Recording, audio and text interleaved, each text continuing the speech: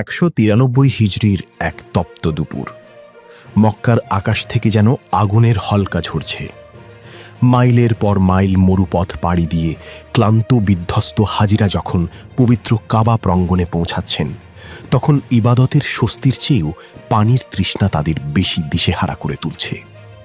সে সময় মক্কার শুষ্ক বুক চিরে বের হওয়া জমজম কূপের পানি প্রয়োজনের তুলনায় ছিল যৎসামান্য। এক বালতি পানির দাম 20 দিরহামে রৌপ্য মুদ্রায় গিয়ে ঠেকেছে, যা সাধারণ মানুষের সাধ্যের অনেক বাইরে। হাজিদের এই নিদারুণ কষ্ট দেখে বিচলিত হয়ে পড়লেন এক নারী। তিনি কোনো সাধারণ পথিক বা হজযাত্রী ছিলেন না। তিনি ছিলেন তৎকালীন মুসলিম জাহানের প্রতাপশালী খলিফা হারুনুর রশিদের প্রিয়তমা পত্নী এবং খলিফা আল মানসুরের নাতনি সুলতানা জুবাইদা বিনতে জাফর। জুবাইদার শৈশব কেটেছিল রাজকীয় বিলাসিতায়।